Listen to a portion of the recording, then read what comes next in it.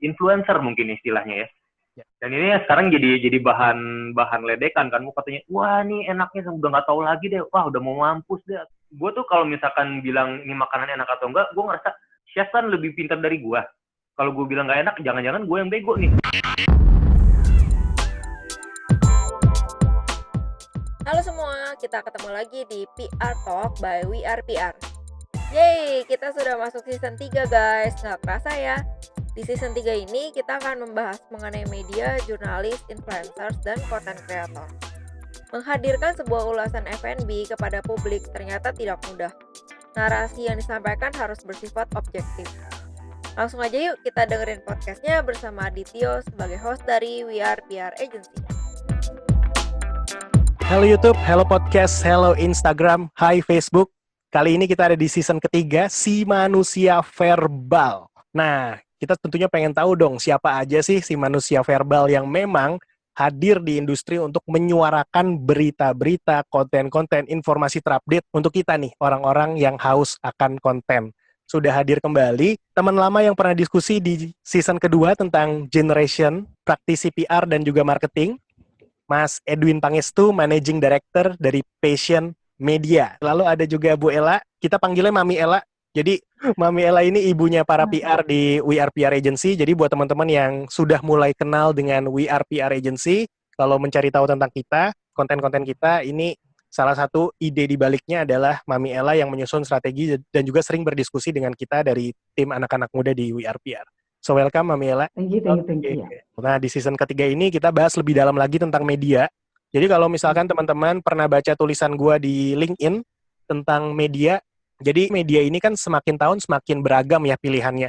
Khususnya buat teman-teman marketing, public relation pasti harus berpikir memilih media yang sangat efektif untuk menyampaikan berita kalian. Ada media mainstream, ada media anti mainstream. Kalau gua bilangnya istilahnya indie channel. Gitu. Kalau media mainstream kita udah kenal deh, koran, radio, magazine, terus mungkin online sekarang mungkin udah masuk mainstream sebenarnya, seperti media online yang ada di browser kalian. Tapi anti mainstream yang levelnya indie nih, levelnya anak-anak muda, itu ternyata banyak dan mungkin berpengaruh terhadap industri media di dunia saat ini. Contohnya misalkan si para influencer, streamer, terus teman-teman yang menghandle sosial media Instagram berbasis media, blogging, dan juga podcasters, karena podcasters juga suara jurnalis publik. Cuman kita di sini mengundang salah satu tamu spesial dari media mainstream dulu nih, yaitu Passion Media. Nah, Passion Media ini background story-nya seperti apa, terus apa yang dilakukan, dan bagaimana menyusun strategi untuk tetap eksis sampai dengan hari ini. Kita udah kedatangan tamu, Mas Edwin Pangestu, Managing Editornya Passion Media, yang akan berbagi cerita tentang sepak terjang dan juga strategi Passion sampai dengan saat ini. Langsung aja Mas Edwin, kita pengen tahu untuk profil Passion Media ini seperti apa sih? Oke, sejarahnya ya. Jadi kita mulai preparing itu 2016, tapi kita terbit pertama itu 2017. Jadi awalnya Passion Media itu majalah 3 bulanan, khusus ngebahas pastry, yang kelasnya premium mungkin ya istilahnya. Nah, seiring berjalannya waktu tuh kita ngerasa bahwa wah ini lagi ada kejadian menarik nih, orang-orang mulai ngulik masakan Indonesia, dan kalau kita membatasi diri sama pastry sayang juga tuh. Akhirnya setelah 2 kali terbit 3 bulanan, kita berubah jadi majalah bulanan dan temanya diperluas jadi F&B. Tapi tetap kita masih main di kelas yang premium karena selama ini media-media lain itu lebih banyak bahasnya tema yang umum ya. Let's say di kaki 5 atau segala macam. Sebenarnya masalah peluang aja sih. Karena nggak ada yang terlalu menggeluti, ya udah kita ambil market itu. Jadi fokusnya dari awalnya pastry, sekarang masakan Indonesia berarti sekarang ya? Food juga. Restoran segala macam ya. Kalau dari Mami kan sering banget nih kerjasama sama jurnalis-jurnalis Passion. Apalagi kita di We Are PR sering banget menghandle brand-brand, lebih ke brand-brand restoran sama mungkin bumbu masak yang kita handle. Ada event-eventnya mereka. Kalau dari kacamata Mami nih, PR senior, melihat Passion ini keunggulannya di mana sih? Kalau menurut aku tuh gini loh, media untuk F&B kan nggak banyak juga ya Mas Edwin ya? Ya, cuman punya dalam negeri tuh nggak banyak gitu loh. Dan setiap media itu punya kekhususan. Ada yang memang dia khusus pastry, lebih ke F&B atau ke makanan segala macam masakan. Ada yang ya memang seperti itu. Jadi kalau fashion media tuh aku lihat tuh bisa masuk ke semua lini ya. Jadi maksudnya kita juga dari PR tuh lebih mudah untuk mengundang teman-teman fashion media karena nggak terlalu harus pastry dan harus cantik gitu loh. Tapi sesuatu yang baru yang mau diperkenalkan ke masyarakat juga mengenai makanan ataupun masakan itu juga bisa masuk di fashion media. Jadi makanya pertama kali kita kalau punya event tentang F&B itu ataupun punya klien F&B, aku kepalanya langsung fashion media nih gitu loh karena memang ngelihatnya lebih bisa masuk kemanapun gitu. Ya, ya. Karena yang dibahas F&B secara luas yang kayak tadi Mas Benar. Edwin sempat informasikan ke kita ya. Fashion sendiri kan memang majalah yang dibangun dari 2016. Terbit tadinya 3 bulan sekali. Tapi ternyata 2 kali edisi, berarti dalam periode 6 bulan, terus tiba-tiba langsung convert menjadi majalah bulanan. Nah itu kan periode waktu yang sangat singkat tuh. Sampai akhirnya sekarang menjadi majalah bulanan. Ada hal apa sih yang menjadi landasan dasar proses transisi itu dari 3 bulanan, kenapa tiba-tiba berani langsung jadi 1 bulanan? Pertama dari pembacanya ya, 3 bulan kelamaan, terus lu nggak mau bahas food juga nih, lagi banyak yang menarik deh. Itu dari satu. Kedua, dari kita mesti mikirin sisi pemasang iklan juga kan. Pemasang iklan pun berpikirnya adalah kalau 3 bulan itu frekuensinya terlalu lama gitu. Oke. Jadi dari 2 hal itu sih. Dan setelah itu ternyata emang kalau misalkan kita ngomongin premium pastry itu ujung-ujungnya kita main ke hotel-hotel dan pastry shop premium doang. Wah, gue takut kehabisan narasumber kalau begitu tuh. Benar. Memang harus kita bisa bilang kalau main di premium tuh kita penawarannya harus ngelok jangka panjang, nggak bisa one shot gitu ya Mas ya. Nah, apa sih enaknya main di kelas premium? Main di kelas premium kita ketemu sama chef-chef yang kelasnya itu udah sifatnya artisan mungkin ya. Nah kalau misalkan sifatnya artisan gitu kita ngomongin passionnya lebih enak nih. Kita bisa bahas sama dari hobinya dia, terus agak detail lah mungkin dari ini dish lu kenapa mesti pakai bahan-bahan, kenapa mesti ada bahan-bahan Indonesianya sih gitu. Jadi kita bisa lebih detail. Kalau misalkan kita ngomong yang kelas kaki 5 gitu mungkin ya karena yang laku itu atau alasannya lebih sederhana lah. Nah, ini buat yang teman-teman pendengar belum tahu mungkin istilah artisan tuh apa sih? Apakah artis hanya istilah untuk teman-teman yang bergerak di bidang kreatif, pelukis, atau pemahat? Nah, ini buat teman-teman yang belum tahu, jadi di industri F&B, khususnya untuk makanan dan minuman, kalau misalkan istilah artisan itu, misalkan kayak spesialisnya di bidang itu. Jadi memang dia tahu betul dari sebelum persiapan sampai into detail, displaynya seperti apa, dan dia wawasannya tuh nggak cuma wawasan sekedar proses masak gitu loh. Wawasannya bisa tahu lebih dalam lagi, kenapa saya pilih bahan bakunya ini. Alasannya ada historinya, sejarahnya, ada perhitungannya, dan lain sebagainya. Jadi memang artisan itu kayak semacam specialty khusus untuk satu hal bidang yang memang ada di dunia tersebut. Misalkan pastry artisan berarti ya all about pastry, kue, pastry, dan lain sebagainya. Terus ada Indonesian food, misalkan, ya berarti dia fokus on Indonesian food. Kalau di kopi, kita punya coffee specialty ya, kalau nggak salah ya. Kalau specialty itu kita ngomongin istilah yang sangat objektif ya. Maksudnya sebuah kopi dibilang specialty itu ketika green bean-nya itu di grading dan skornya di atas 80 apa 85 gitu, gue lupa. Itu objektif banget. Nah, artisan ini agak susah nih. Okay. Jadi artisan itu ketika lu membuat suatu karya yang udah karya seni lah hitungannya. Tapi standar kita bisa beda nih. Mas Tio bisa bilang, wah nih croissant ini bagus banget. Menurut gua enggak, biasa aja itu mah. Maksudnya di pasar-pasar juga banyak yang kayak gitu. Ini subjektif sih jadi sebenarnya istilah artisan beda sama specialty di kopi ya. Jadi ya kita sering debat nih. Ini dia artisan nih. Ah menurut gua enggak ah. Jadi ya cair sih sebenarnya, bebas-bebas aja. Jadi memang itu yang membuat si para artisan itu ya gue harus display diri gue nih ke publik. Ya dengan bantuan teman-teman media juga, salah satunya passion gitu kan. Karena gue menganggap diri gue artisan dalam hal croissant misalkan, pastry. Nah gimana cara gue membuka kacamata publik supaya percaya, ya gue harus tampil di beberapa media, harus bisa menyalurkan ekspresi dari apa keahliannya di berbagai macam acara. Seperti itu, makanya mungkin kedekatan mereka dengan media juga dibangun gitu ya Mas ya? Ya, makanya formatnya passion media ini, kalau misalkan kalian perhatiin ya, majalah-majalah itu mungkin lebih banyaknya bahas restoran, bahas makanannya segala macam. Kalau kita secara konten analisis ya, mungkin lebih banyak ngeliput profil chefnya. Pertama, karena yang namanya restoran itu, ya kita tahu zaman sekarang restoran kadang 2-3 tahun hilang gitu. Tapi orangnya kan biasa tinggal dia buka tempat baru lagi nih. Ibaratnya orang lebih long lasting lah. Dan kedua, format kita adalah tanya jawab interview. Karena kita pengen audiens tuh ngelihat orang ini seril mungkin, ngerti nggak sih? Walaupun pasti ada proses editing kan.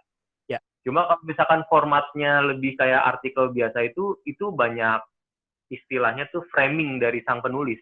Kalau style kita sih kita lebih prefer ya tanya jawab aja formatnya. Biar karakternya lebih kelihatan lah, karakter narasumbernya. Supaya istilahnya tuh moment of truth-nya dapet lah. Mungkin begitu pembaca Passion, misalkan, kan sekarang Passion bikin podcast juga nih. Bikin podcast dengan teman-teman chef kan. Lebih jujur lagi. Iya, moment of truth-nya ada. Misalkan didengar sama kita nih, yang memang suka makan, suka hangout di kafe-kafe, resto, atau mungkin 5-star hotel gitu ya. Kita denger nih, oh ada chef bikin konten sama Passion, dia baca atau dia dengerin audio experience-nya, and then after that, dia datang ke satu tempat itu, terus kayak moment truth-nya tuh dapet di situ kayak, oh iya nih, waktu itu gue pernah denger background story dari masakannya ini, dari special dish-nya ini nih adalah ini. Ternyata begitu dicobain, oh beneran enak ya. Jadi inline gitu loh, membangun trust di pembaca terhadap apa yang dilahirkan atau dihasilkan oleh artisan tersebut. Gitu ya. Narasi itu penting sekali ternyata di dunia F&B. Oh gitu, seberapa penting tuh? Gue coba ambil contoh di kopi ya. Di kopi itu ibaratnya kan orang belum terlalu ngerti lah kopi yang enak atau yang bedanya yang bagus sama kopi jelek apa sih, nggak semua orang ngerti kan. Iya, pahit doang kan kopi. Pahit, identiknya begitu, walaupun yang baru-baru ini mulai lebih main rasa asam gitu. Nah, tapi ketika lu main ke satu coffee shop yang ada baristanya juara, dia mau bikin apa aja, lu pasti bakal bilang itu kopinya enak. Sesimpel itu. Sementara kalau misalkan coffee shop lain yang baristanya juga jago, cuma belum ada nama, dia bikin kopi enak apa, ya biasa aja. Salah gitu loh. Emang narasi itu penting menurut gue. Benar-benar. Makanya ini kalau di bisnis kopi, kalau kita lihat strategi marketing yang sangat menarik ini, aduh kok gue lupa ya, yang ada filmnya itu. Filosofi kopi, bener. Kayak dia booming. Gue nggak tahu ya, mungkin emang enak kopinya atau gimana, mungkin baristanya emang jago. Tapi gue sih dari perspektif gue, kalau bisnis dan marketing, gue ngelihatnya sebegitu besarnya dampak dunia jurnalisme. Kan film itu salah satu tools atau channel untuk jurnalis juga kan. Bagaimana dia memberikan dokumentasi, terus memberikan gambaran positif di audiens yang menonton film tersebut. Jadi gimana tools itu bisa ngebantu citra dari filosofi kopi, sehingga orang mungkin berpikir yang kayak tadi Mas Edit bilang, ketika di showcase, background story-nya, narasinya di showcase, ending-nya, mau itu makanan seperti apapun, pasti ujung-ujungnya moment of truth-nya tuh keluar. Kalau yang kita baca enak, yang kita tonton enak, yang kita dengar enak, pas kita makan, enak. Padahal nggak peduli itu chef-nya beneran yang bikin atau enggak. Coffee specialist yang bikin apa enggak. Jangan-jangan cuma anak buahnya aja yang bikin. Benar. Tapi film filosofi kopi itu ternyata setelah gue tanya-tanya orang tuh sangat berperan kepada apa ya, peran barista mungkin. Sekarang kan orang jadi berita, oh keren, mesti tatoan, tapi dari tempat enak. Oh iya benar. Zaman dulu kan ya barista ya orang bikin kopi aja, biasa di hotel-hotel pun banyak yang bikinin kopi. Nah, ini gua ngikutin filosofi kopi itu dari gue baca cerpennya si siapa namanya? Dewi ya. Lestari, ya. Gue baca itu kan sebenarnya cerpen ya. Itu kayaknya lu baca 10-15 menit sih kelar itu. Dibikin film di saat momen yang sangat tepat gitu, waktu tahun 2000 berapa ya, 14 ya kalau nggak salah ya. Ya buat gue sih ya bagus maksudnya, tapi ya karena gue mungkin udah tahu sebelumnya dan gue deket dengan dunia kopi ya biasa aja gitu. Tapi ternyata banyak barista-barista zaman sekarang yang jadi juara, bahkan mereka sangat terinspirasi. Mereka jadi barista ya karena nonton film itu. Dan merasa keren ya. Iya benar. Iya aja deh. Kalau misalkan dulu kita minum kopi, lu ngapain, lu mau ngeronda atau mau apa sih? Lu mau jadi dukun gitu, apalagi kopi hitam ya.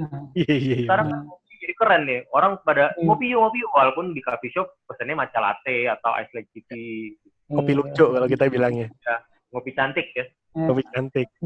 Itulah pentingnya sebuah narasi ya, sebuah narasi yang memang tidak hanya memberikan moment of truth di pikiran orang lain, tapi bisa merubah kehidupan orang dan juga komunitas secara luas.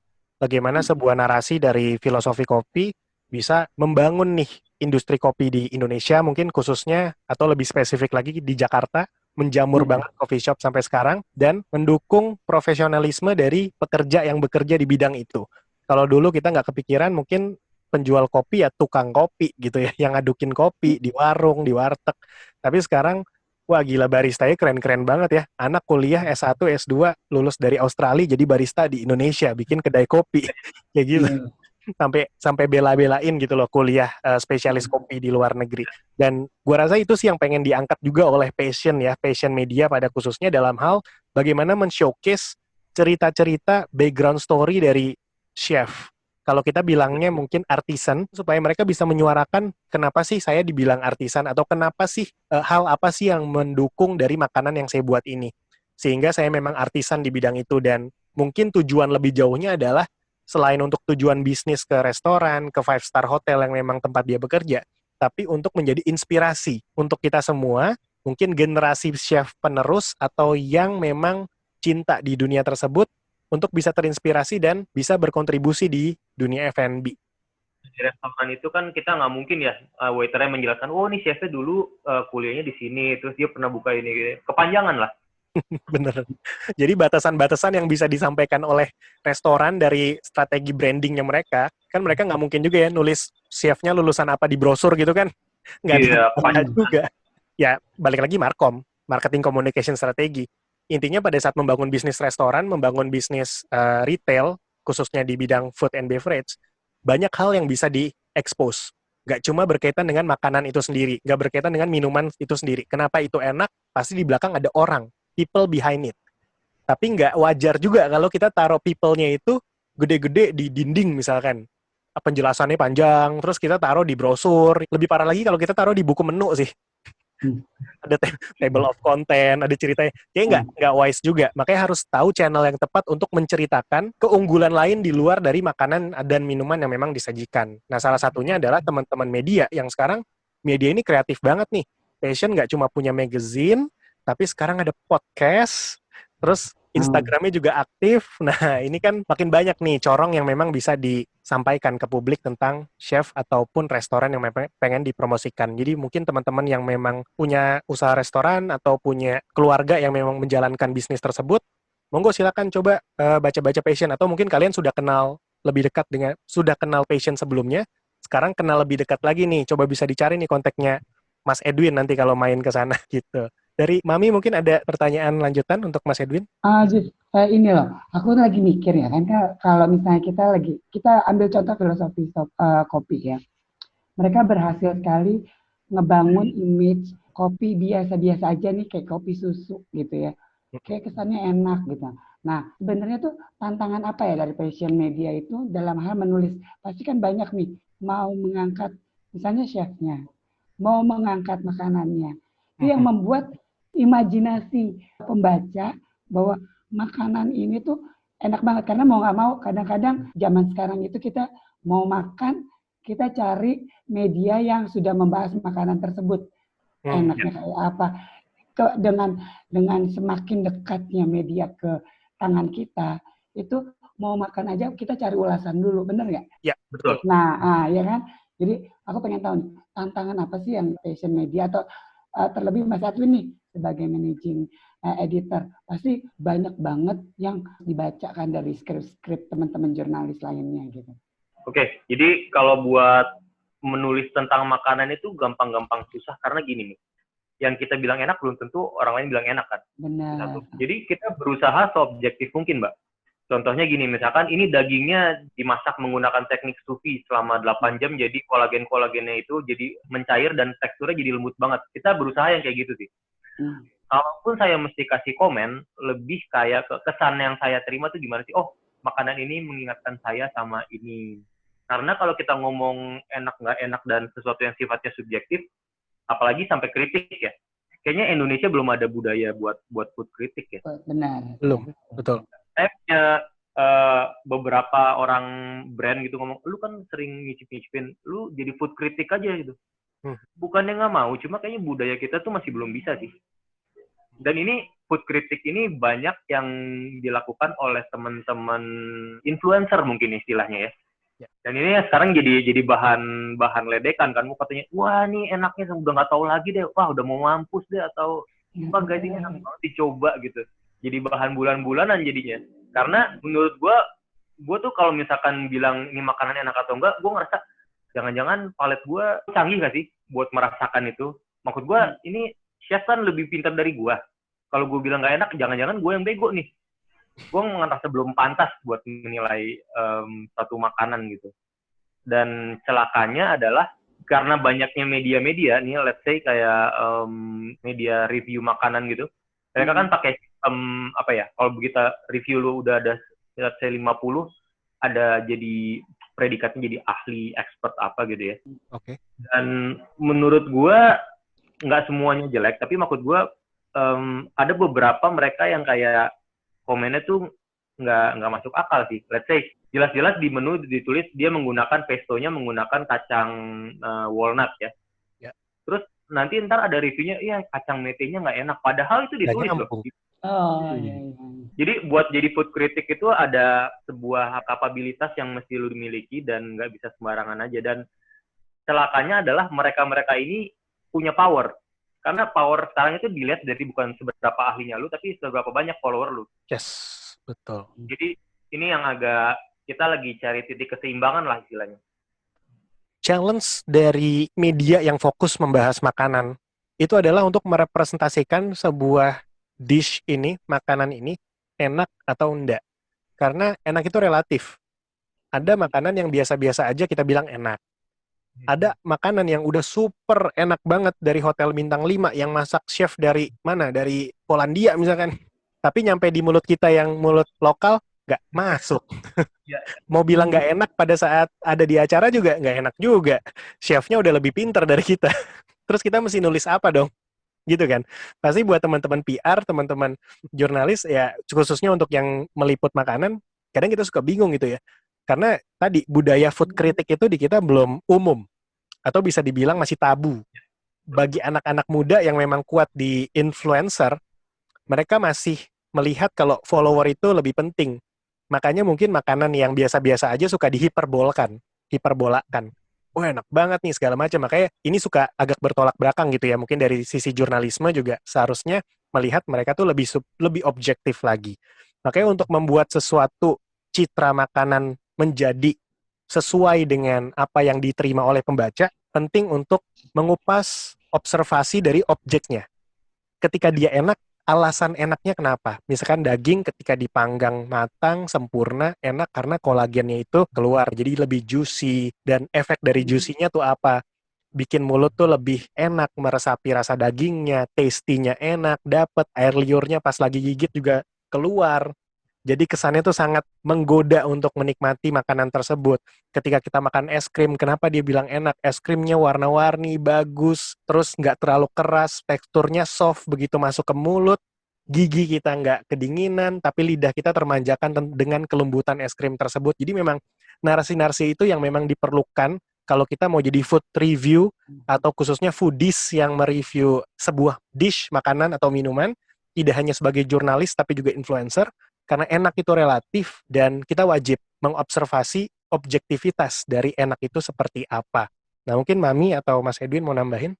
Tapi di Passion Media itu ada tentang review makanan nggak ya Mas ya? Pasti ada. Ada ya? Cuma ya itu tadi kita berusaha seobjektif mungkin. Kita lebih ngomongin soal proses pembuatannya. Ini ada budayanya, ada budaya apa sih? Misalkan makanan Argentina nih. Mereka di sana makannya saat ini gitu. Lebih ke situ sih. Jadi memang mengkupasnya lebih dalam lagi ya. Nggak harus kayak seputar apa yang ada di lingkaran piringnya gitu ya. Kalau jurnalis datang, dia foto, makanan ini nggak seputaran lingkaran piringnya doang. Tapi cerita di baliknya apa? Ketika makanan ini, misalkan kemarin kita nge-handle Cikang Resto ya, Mi ya. Salah satu restoran Padang Peranakan. Memang diceritakannya pun di acara press conference-nya pun kita meminta untuk pemiliknya, ownernya bercerita tidak hanya seputar piringnya aja, tapi bercerita tentang hal-hal di luar itu. Dari sudut pandang daerahnya, bagaimana dia membawa makanan itu, bagaimana dia menemukan inovasi makan stick dari hasil bakaran arang kelapa karambia. Jadi prosesnya di-highlight. Terus ceritanya, kenapa sih pakai karambia? Ternyata kan di Padang, itu karambia tuh udah kayak makanan sejuta umat. Semua masakan di Padang, di Sumatera Barat, itu semuanya menggunakan basis kelapa. Mau minyaknya, serundengnya, bakarannya itu kelapa. Makanya di sana identik dengan kelapa. Dan kenapa ketika ownernya pencinta stick membuat inovasi stick yang dibakar dengan menggunakan arang kelapa. Karena arang kelapa adalah daerah asal si owner itu. Dibawa ke kita, sampai kemarin tuh dia menceritakan yang menurut aku sangat inspiratif banget. Dia menceritakan kenapa sih harga rendang, harga stick itu nggak murah, bahkan bisa dibilang untuk beberapa orang agak mahal gitu ya. Karena dia menceritakan proses pembuatannya. Jadi mereka juga mengajak untuk teman-teman yang pencinta makanan, khususnya makanan Padang, kayak makan rendang, dan sekarang di Cikang ada stick karambia, dengan proses yang sangat nggak simple gitu ya.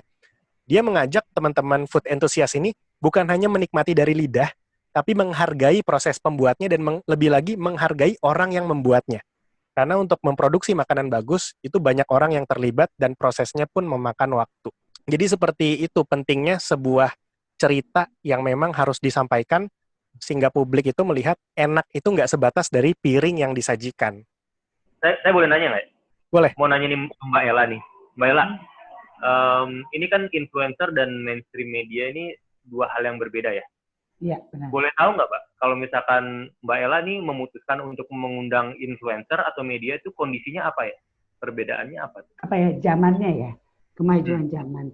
Dalam arti begini, kalau mau dilihat legitnya berita yang keluar, itu memang kita masih memerlukan suatu berita dari mainstream. Influencer itu akan memfokuskan ke pangsa yang lain, yang berbeda.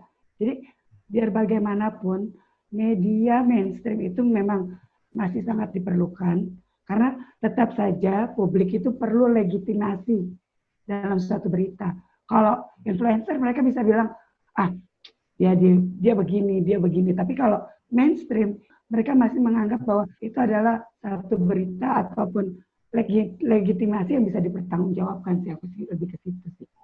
Lebih ke siapa nih pasar yang mau kita tuju. Gitu loh.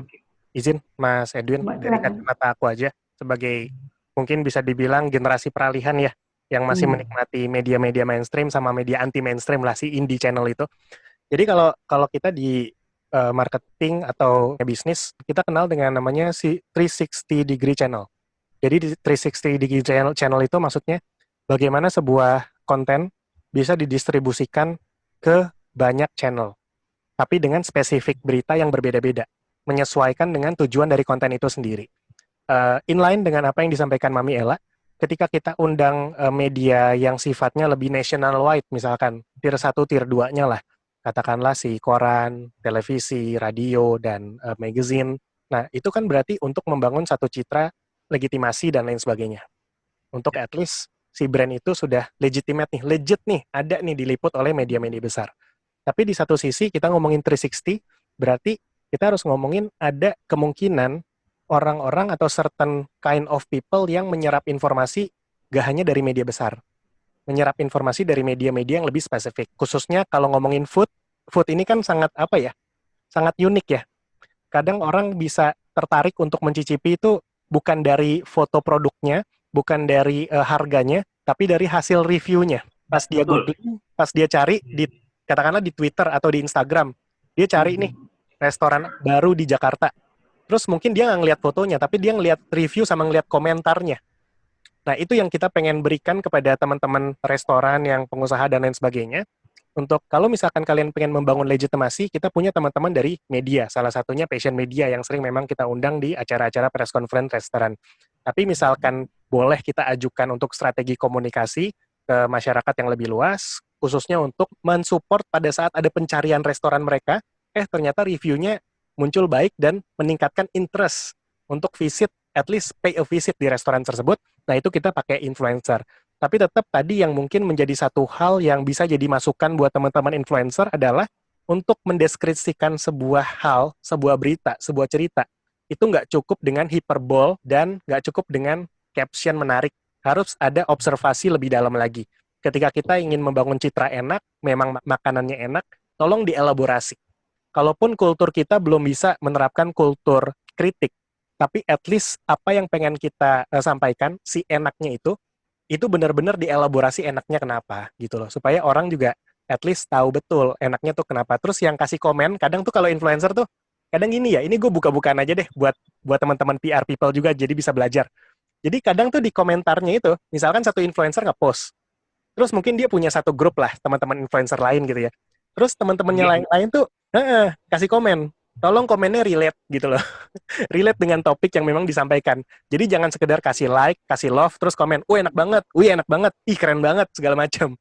Kalau misalkan teman-teman yang memang nggak gitu paham, mungkin ngelihatnya, komentarnya banyak. Tapi buat kami yang PR agency yang memang ngontrol sekali masalah itu, kita kontrol banget di situ, kita ngelihat kok ternyata komentar-komentar influencer, itu rata-rata teman-teman influencer lainnya yang kadang komentarnya juga nggak relate gitu loh. Cuma sekedar ya put a comment lah untuk support dan lain sebagainya. Nah, kita pengen dong encourage kalian untuk aktifnya secara 100% dan juga menginfluence-nya secara 100% juga. Nah, ngelanjutin tadi budaya food critics. Sebenarnya ada, Mas Edwin. Ini gue baru recall lagi nih. Karena istri kerja di salah satu brand minuman cukup digandrungin anak muda tahun lalu. Dan itu pernah ada satu social media influencer, base-nya itu di YouTube. Dia bikin perbandingan bubble drink, ada 10, itu mungkin Mas Edwin tahu ceritanya ya, karena udah tersebar luas. Dia bikin perbandingan bubble drink sampai 10, dan salah satu brand yang itu dibilang nggak lebih enak dari brand yang kelas bawah. Dan bahkan brand besar itu masuk ke dalam top 3 minuman jenis itu yang tidak enak. Kena. Bukan hanya kena dikritik oleh influencer lainnya, tapi kena kritik dari pemegang brandnya. Dan itu mungkin yang membuat, sorry to say, para influencer agak takut nih kalau mau ngasih kritikan terhadap makanan. Apalagi mereka udah diundang, dikasih barang gratis, terus nggak dihiperbolkan gitu loh. Karena mereka takut kedekatan sama si brandnya itu hilang. Tapi please teman-teman, kita jaga profesionalisme ini, jangan sekedar mengincar uang semata. Jadi memang suarakanlah yang benar, suarakan sesuai dengan kapabilitas kalian. Friendship is a friendship, professionalism is a professionalism. Jadi jangan melihat hal ini menjadi hal yang abu-abu. Mungkin itu yang gue bisa share sedikit cerita tentang food criticism. Kalau food critic itu ada sih sebenarnya, cuma gini loh, gue beberapa kali diundang antara media sama influencer kan. Ya. Nah itu pernah ada satu saat di hotel di daerah Kelapa Gading tuh, kayak setelah makan-makan kan chefnya datang ya, tanya gimana, makanannya enak atau apa. Gue sebagai media ya, gue nggak mau terlalu nggak mau terlalu bici lah. Bici itu mengeluh ya istilahnya ya. Iya. Tapi teman-teman influencer di sono tuh, wah itu protesnya gila sih men. Maksudnya, wah ya? chef ininya kurang ini. Jadi acara komen ini jadi kayak acara ngerosting chefnya. Oh gitu? Itu pernah. Tapi sering kejadian itu? Apa lu masuk ke dalam special condition yang kayak begitu kali, Mas Edwin? Yang gue perhatiin ya, influencer emang cenderung agak kayak gitu sih. Oh, oke. Makanya kalau misalkan ada ada acara gathering gitu kan, yang media kadang dipisahkan sama influencer. Kan? Iya. Atau karena masalah teknis, kalau influencer fotonya lama, kalau media kadang-kadang pakai minta foto dari itu aja lah, dari press release atau apa gitu. Yes. Kan media juga kan kita mesti nyicipin dan ketika makanannya udah 1 jam setelah dihidangkan terus baru dimakan, ya udah pasti nggak enak lah ya. Iya. Dan mereka kan fotonya sampai yang naik-naik meja gitu kan. Jadi menurut gue food kritik itu ada, cuma kalau bisa, kalau kalian ingin jadi food kritik, coba dipelajari palatnya dulu deh. Maksudnya jangan, yang kadang yang kita kritik kan yang orang yang lebih ahli dari kita ya. Ya. Chef itu lebih ahli loh dari kita. Minimal melengkapi diri lah dengan pengetahuan gitu. Jangan itu gue sebagai media di sana jadi kayak, aduh kok jadi kayak, gue takutnya ntar chefnya sebel sama gue juga lagi kan, gue sono kan. Karena suara mayoritas ya kelihatannya ya. Jadi acara roasting gitu. Terus pernah lagi satu acara, jadi kita lagi ada acara apa waktu itu ya, pokoknya kita ke Bali nih, satu rombongan. Terus ada satu, dia itu penulis, cuma gue nggak tahu untuk majalah apa, agak bici banget nih. Jadi kita hari pertama nginep di satu hotel, dia nggak minta diliput, tapi dia langsung ngomong ke PR-nya, maaf ya aku nggak bisa nulis ini soalnya lokasinya aja nggak beachfront, nggak bisa itu. Oh ya nggak apa-apa. Terus kita diajak ke satu restoran, ya ibaratnya tea time ya istilahnya, snack doang. Snacking. Makan pesan ini itu, ditanya gimana makanannya, birnya enak. Waduh. Kacau banget. Jadi apa ya, mau jurnalis atau apa ya, ada sih yang kayak gitu sih. Iya benar-benar gue paham sih. Eh ya kalau gue sih nggak bisa menilai dari sisi profesionalitas ya karena gue bukan jurnalis tulen, gue juga bukan influencer. Tapi kalau gue sih mungkin dari sudut pandang manusia deh, sudut Ya pandang manusia. betul. Ya be kind aja gitu loh. Dalam artian Ya, be kind itu kan ibarat kata lu di dunia ini juga bukan siapa-siapa kok. Lu udah jabatan setinggi apapun, lu punya expert seperti apapun. Kita tuh manusia gitu loh. Just be kind aja. Setiap orang punya peranan, setiap orang punya effortnya masing-masing.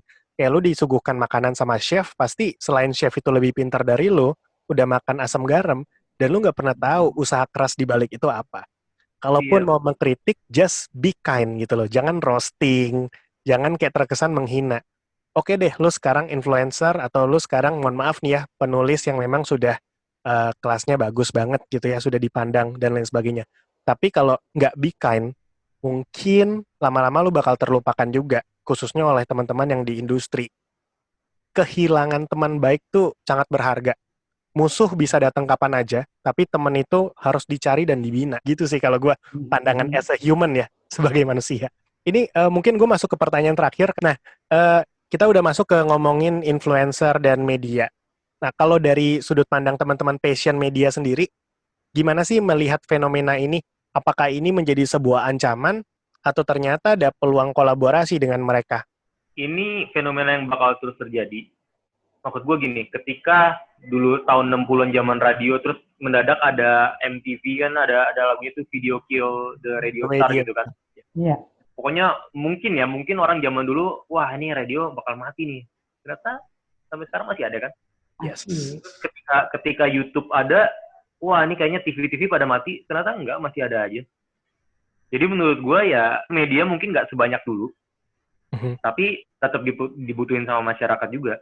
Benar. Cuma masalah tren aja sih menurut gue. Ini intinya kan dari radio apa segala macam, sama-sama media kan. Cuma beda format aja sih menurut gue. Kalau kacamata aku, itu bilangnya platform. Ya sebenarnya pembahasannya sama aja. Mau bahas makanan, mau bahas minuman, kalian media otomotif atau kalian media event, pembahasannya itu sama. Cuman platformnya beda-beda dan audiensnya beda-beda. Jadi ketika misalkan seperti Passion Media sekarang sudah punya platform baru, mensuarakan cerita-cerita si artisan itu di platform podcast, mendisplay hasil karya mereka di platform Instagram. Tentunya dengan basis audiens yang berbeda dan mungkin feedback yang didapatkan tuh berbeda-beda. Jadi buat masukan buat teman-teman media lain atau penggiat media lainnya, si manusia verbal, kenali konten yang memang kalian pengen bahas dan berkembang bersama platform yang sedang happening sekarang. Karena ini kayak cycle, kayak siklus. Apapun yang kalian bahas itu sama aja. Mau di TikTok, mau di podcast, mau di Instagram, mau di online, di blogger, di YouTube, radio, itu sebenarnya kontennya sama. Tapi platformnya yang beda, justru platform itu akan memperbesar potensi kalian untuk me-reach out market yang memang mungkin belum kalian lihat, belum kalian lirik, tapi pas kalian dapat marketnya, ternyata itu market yang potensial untuk digali sebagai peluang bisnis di masa yang akan datang. Nah, ini Passion ada perkembangan apa lagi nih di beberapa tahun ke depan? Jadi kita ada perubahan cukup besar. Jadi Yes. semenjak pandemi ini, kita mutusin untuk stop cetak dulu. Oke. Pertimbangannya begini, kita kan banyak naruh di toko buku, kedua di restoran-restoran. Ya. Dua-duanya ini lagi banyak yang tutup nih. Benar. Toko buku apalagi, kan mereka biasa di mall kan. Iya. Ya.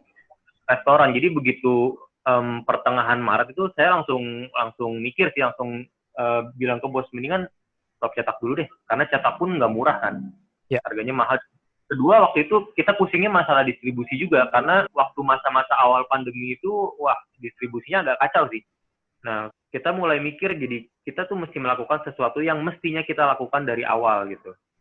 Jadi gue inget waktu pertama kali gue interview di Passion itu, dari awal gue udah bilang, mending kita ada di YouTube juga, karena orang semakin malas baca nih. Yes. Cuma ya namanya juga ide dan mungkin belum memungkinkan kali ya, dengan jumlah karyawan dan marketnya juga masih belum jelas, itu belum dilakukan. Dan menurut gue pandemi ini memaksa kita untuk melakukan sesuatu yang mesti kita lakukan udah lama. Dan jadi Passion Media itu majalahnya bisa kalian dapetin secara gratis, download aja PDF-nya di @passionmedia.id. Dan kita juga jadi membuka beberapa channel nih, kayak tadi ada podcast, kedepannya juga kita mulai aktivasi di YouTube juga. Sebenarnya konten kita sama, cuma jalur distribusinya dan cara menikmatinya bisa berbagai macam nih. Karena cara menikmati misalkan di podcast aja kan audiensnya beda lagi tuh. Betul. Yang masih baca majalah beda lagi. Ntar kita ada satu project yang istilahnya interactive magazine ya. Kita mencoba mengintegrasikan itu semua sih. Keren. Cuma masih dalam pembahasan dan semoga bisa diluncurkan lah dalam waktu dekat. Amin. Pasti kita menunggu loh. Karena Passion Media ini salah satu media yang masuk radar kita di WeArePR ini. Dan kita sering banget melihat tentang apapun yang di wrap up sama Passion Magazine, media pada khususnya. Dan konten-konten lainnya pasti kita expect untuk hadir ke depannya, terutama mengikuti dengan perkembangan perubahan zaman nih, si next normal ini. Nah, buat Mami sendiri, mungkin ada inspirasi yang bisa di-share buat teman-teman manusia verbal? Setuju dengan kata-katanya Mas Edwin tuh, dan juga Tio juga kan, untuk membuat sesuatu media ataupun membuat satu tulisan ataupun apapun itu yang disampaikan kepada masyarakat itu memang harus lebih dilihat dan dipelajari dulu seperti apa yang harus kita sampaikan biar tidak terjadi satu kerancuan ataupun kericuhan ya gara-gara tulisan kita ataupun ulasan kita. Yes. Thank you banget Mami Ella. Dan yang terpenting thank you banget buat Mas Edwin Pangestu, Managing Editor dari Passion Media. Kita tahu untuk editorial ini sulit, terutama dalam hal mentransfer apa yang dirasakan oleh si penulis, si jurnalis, si influencer untuk pembaca dan penikmatnya. Makanya untuk mentransfer hal itu kita nggak bisa kasih hal-hal yang subjektif. Kita harus kasih hal yang objektif, inline, sesuai dengan konten yang dibahas. Jangan sampai adanya misleading information. Yang paling parah adalah misleadingnya bukan di hasil tulisan kamu, tapi hasil tulisan orang lain yang sudah membaca tulisan kamu. Itulah misleading yang harus kita minimalisasi sebagai si manusia verbal. Narasi itu penting bukan hanya untuk mempercantik bisnis kalian, usaha kalian, tapi narasi itu penting untuk mendukung dan terlibat dalam perkembangan industri dan juga profesionalitas di diri orang lain. Sekali lagi, thank you untuk Mas Edwin Pangestu, Managing Editor dari Passion Media.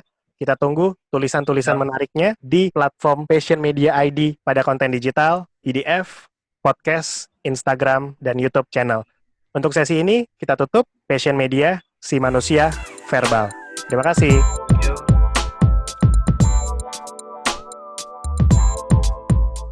Sekian PR Talk kita hari ini. Terima kasih untuk semua yang sudah mendengarkan, serta teman-teman dari Infokopedia ID dan BEM Vkom Esa Unggul yang sudah support kita. Jangan lupa subscribe dan komen konten kita, serta follow Instagram @WeArePRNetwork. Sampai ketemu di PR Talk selanjutnya. Bye-bye.